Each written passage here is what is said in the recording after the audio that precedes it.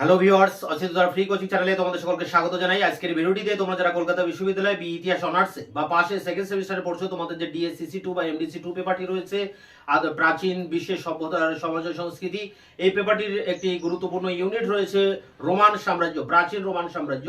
সেই প্রাচীন রোমান সাম্রাজ্যের যে প্রকৃতি কি ছিল বা রোমান রাষ্ট্রের চরিত্রটা কেমন ছিল সেটা নিয়ে আলোচনা করব আজকের ভিডিও ক্লাসে। আলোচনা শেষের উত্তরটি তোমাদের সামনে আমি তুলে ধরবো। তোমাদের এই পেপারটির একাধিক প্রশ্নের উত্তর আমি ইতিপূর্বে আমার চ্যানেলে আপলোড করেছি, তার লিঙ্ক দেওয়া থাকবে ভিডিও ডেসক্রিপশন বক্সে। তোমরা অবশ্যই ভিডিওগুলো দেখে নেবে। প্রতিটি ভিডিও তোমাদের ক্লাস রিলেটেড ভিডিও, এছাড়া তোমাদের যে আরো অন্যান্য পেপারগুলো রয়েছে সব প্রতিটি পেপারের সিলেবাস সাজেশন ইতিপূর্বে আমার চ্যানেলে দেওয়া হয়ে গেছে। তাই আমার এই চ্যানেলটি তোমাদের জন্য বিশেষ একটি গুরুত্বপূর্ণ চ্যানেল। তোমরা অবশ্যই চ্যানেলকে সাবস্ক্রাইব করে বন্ধুদের কাছে শেয়ার করবে এবং নিজেদের মতামত অবশ্যই কমেন্ট সেকশনে কমেন্ট করে জানাবে। ভিডিওটি ভালো লাগলে একটি লাইক করবে। তো চলো শুরু করা যাক আজকের ক্লাসের মূল আলোচনার বিষয় কি আমরা দেখে নিই। সিইউবি হিস্ট্রি অনার্স বা জেনারেল ডিএস সিসি 2 বা এমডিসি 2 এই পেপারের প্রশ্ন দেখো, প্রাচীন রোমান রাষ্ট্রের প্রকৃতি, 5 নম্বরের প্রশ্ন।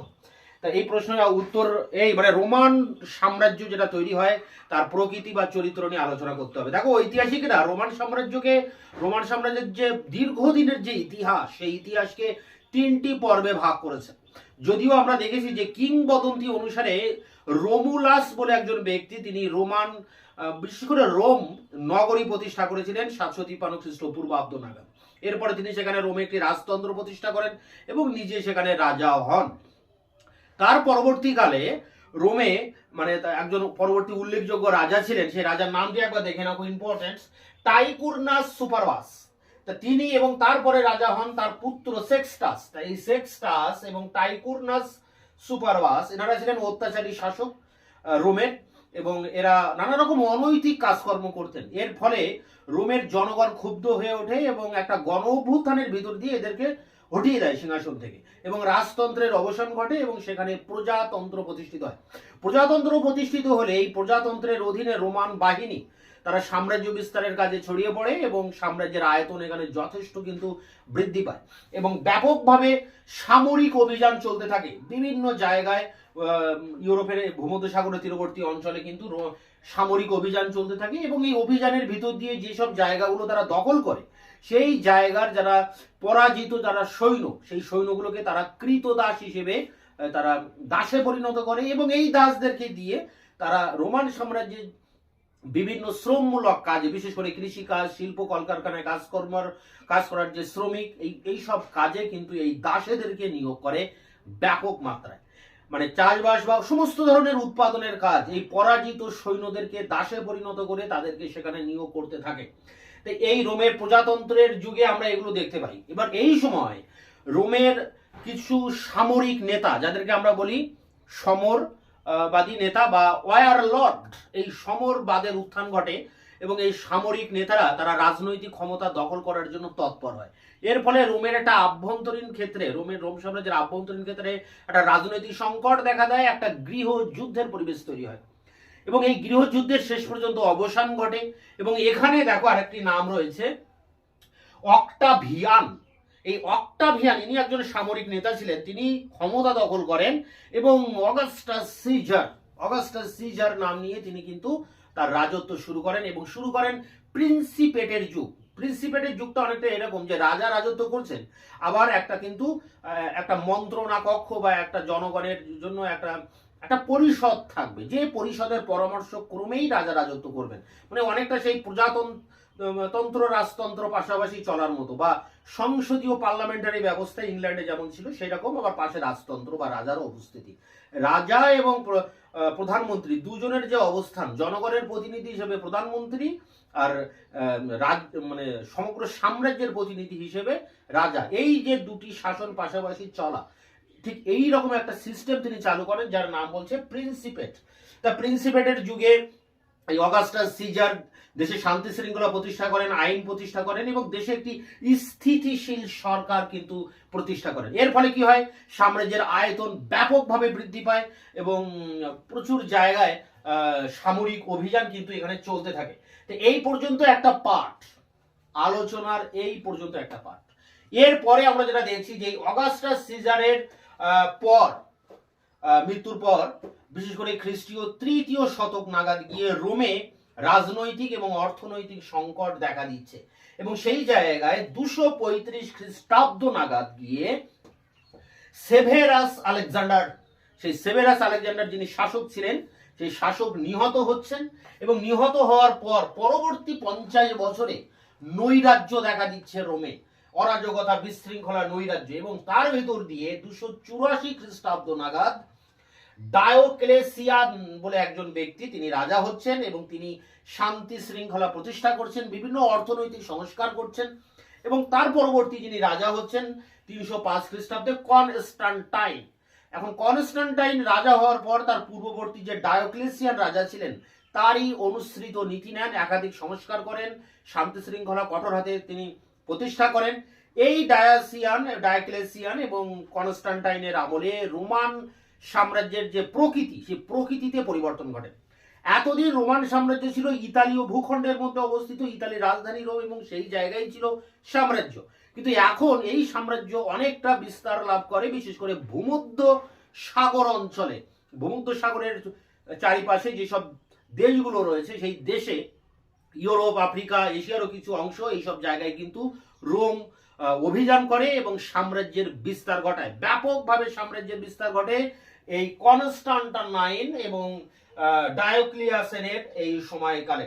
তাই ইতালি উপদ্বীপের যেখানে আগে সাম্রাজ্য ছিল সেই জায়গা থেকে সাম্রাজ্য বেরিয়ে ভূমধ্য সাগর অঞ্চলে বিস্তার লাভ করে। কিন্তু এদের পরের যারা রাজা হন ইতালিতে, তারা ছিলেন দুর্বল। সেই দুর্বল রাজাদের পক্ষে কিন্তু এই সাম্রাজ্যকে টিকিয়ে রাখা সম্ভব হয়নি। ফলে সাম্রাজ্য একটা সময় দুভাগে ভাগ হয়ে যায়। একটা হয় পূর্ব রোমান সাম্রাজ্য, আরেকটি হয় পশ্চিম রোমান সাম্রাজ্য। তা পূর্ব পশ্চিমে যদি সাম্রাজ্যকে ভাগ করা যায় তাহলে পশ্চিম দিকে পড়ে ইতালি, এবং ইতালির রাজধানী তখন হয় রোম। মানে পশ্চিম রোমান সাম্রাজ্যের রাজধানী হয় রোম, রোমকে কেন্দ্র করে হয় পশ্চিম রোমান সাম্রাজ্য।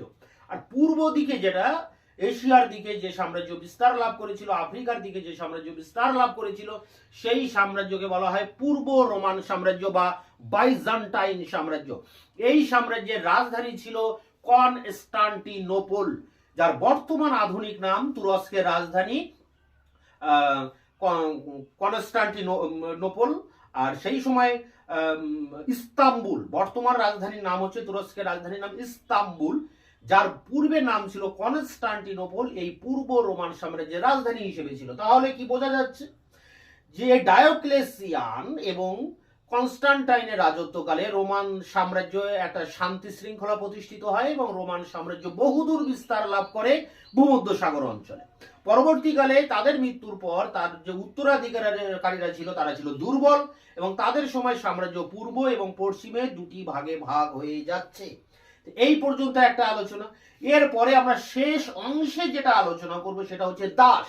দেখো, রোমান রাষ্ট্রের প্রকৃতি আলোচনা করতে গেলে দাসেদের আলোচনা করতেই হবে, কারণ দাসেদের দ্বারাই রোমের উৎপাদন ব্যবস্থা পরিচালিত হতো এবং রোমের অর্থনীতি দাঁড়িয়েছিল এই দাসেদের উপরে। দাস তারা কিভাবে সংগ্রহ করতেন?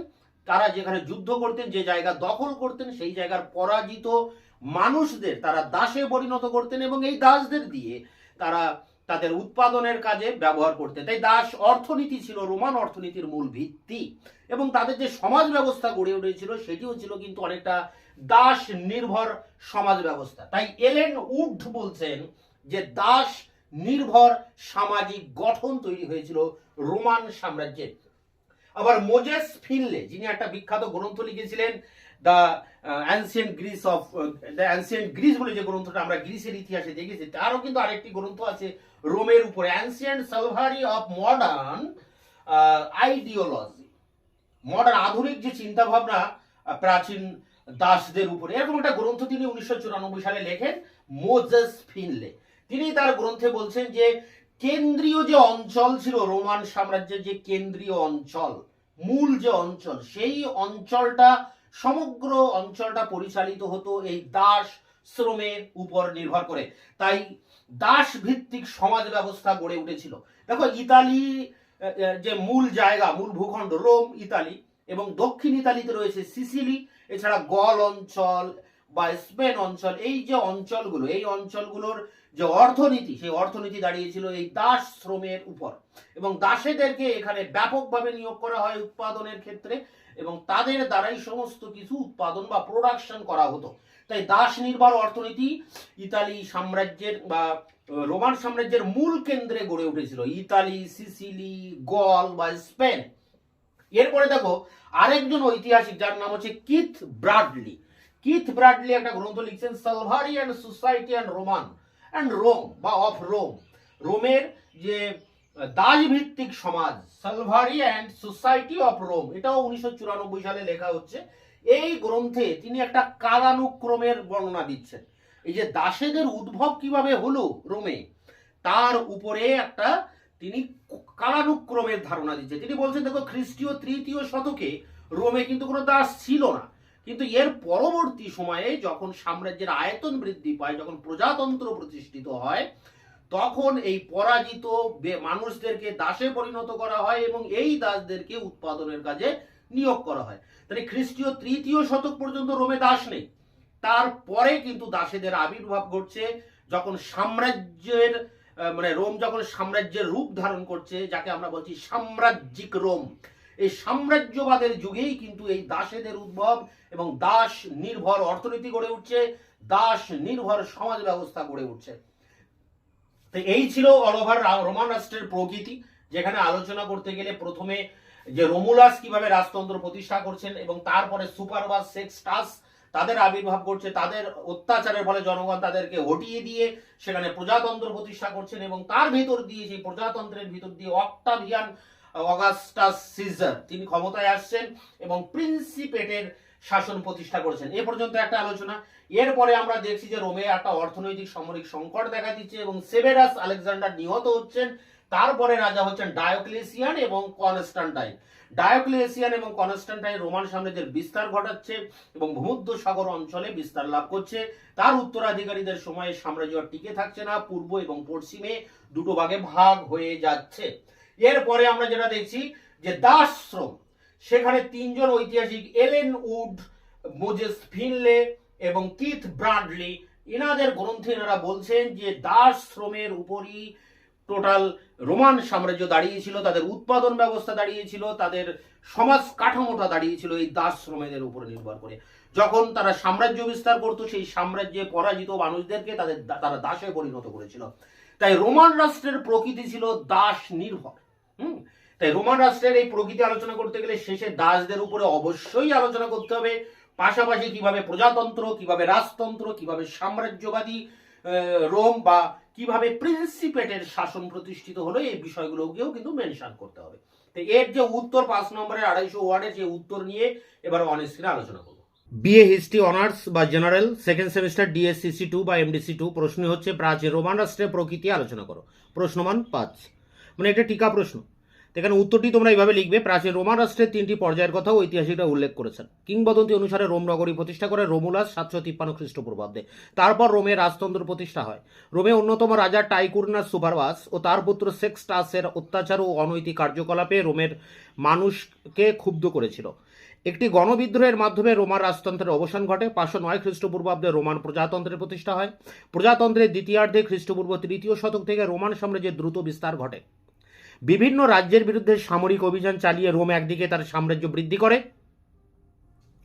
অন্যদিকে যুদ্ধবন্দীদের কৃতদাসে পরিণত করে। খ্রিস্টপূর্ব 1ম শতকে রোমান সাম্রাজ্য বিশাল আয়তন লাভ করে। খ্রিস্টপূর্ব 1ম শতকেই একদল রোমান সমরনায়কের মানে ওয়ারলর্ডদের উত্থান ঘটে এবং তারা রাজনৈতিক ক্ষমতা কুক্ষিগত করতে উদ্গ্রীব হয়।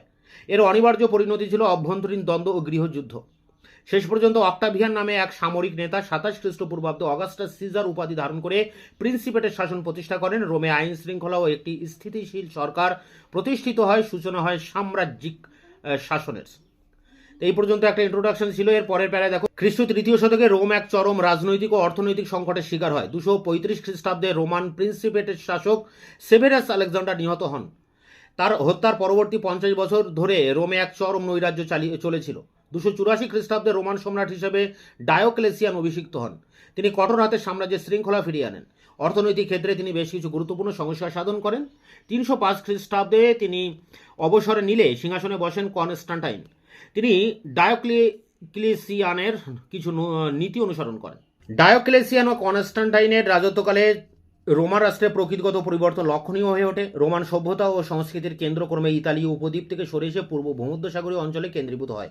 কনস্ট্যান্টাইনের দুর্বল উত্তরাধিকারীদের পক্ষে এই বিশাল সাম্রাজ্য ধরে রাখা সম্ভব হয়নি। খ্রিস্টীয় চতুর্থ শতকের অন্তিম লগ্নে এই সাম্রাজ্য পশ্চিম রোমান সাম্রাজ্য ও পূর্ব রোমান সাম্রাজ্যে বিভক্ত হয়ে যায়।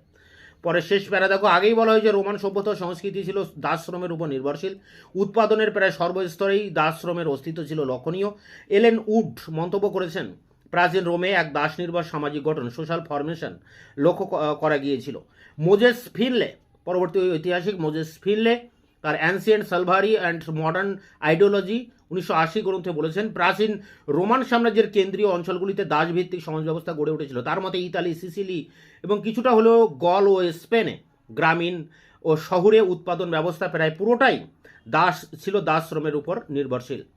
কিথ ব্রাডলে তার সালভারি অ্যান্ড সোসাইটি অফ রোম 1994 গ্রন্থে রোমে দাস শ্রমের প্রাধান্য বোঝাতে গিয়ে কালানুক্রমের উপর গুরুত্ব আরোপ করেছেন। তার মতে খ্রিস্টীয় 3য় শতকের আগে রোমান সমাজ ও অর্থনীতি মোটেই দাস নির্ভর ছিল না। এই সময় রোমের প্রজাতান্ত্রিক শাসকরা এক উগ্র সাম্রাজ্যবাদী নীতি গ্রহণ করে বিভিন্ন অঞ্চল দখল করেছিল, সাম্রাজ্যের আয়তন বৃদ্ধি করেছিল, যুদ্ধবন্দীদের বিপুল সংখ্যায় দাসে পরিণত করে তাদের উৎপাদনের বিভিন্ন ক্ষেত্রে সস্তা শ্রমিক হিসেবে নিয়োগ করা হয়েছিল। সুতরাং বলা যায় যে খ্রিস্টপূর্ব 3য় শতক থেকে খ্রিস্টীয় 3য় শতক পর্যন্ত রোমান সভ্যতা, মানে এই 600 বছর রোমান সভ্যতা, সংস্কৃতি ও সমৃদ্ধি ছিল পুরোপুরি দাস শ্রমের উপর নির্ভরশীল। তো এই ছিল রোমান রাষ্ট্রের প্রকৃতির উপরে তার উত্তরটি। তোমরা এটা কালেক্ট করে পরীক্ষার জন্য প্রস্তুতি নাও। এটি ইম্পর্টেন্ট একটি প্রশ্ন, সাজেশনে আমি এটি দিয়েছি।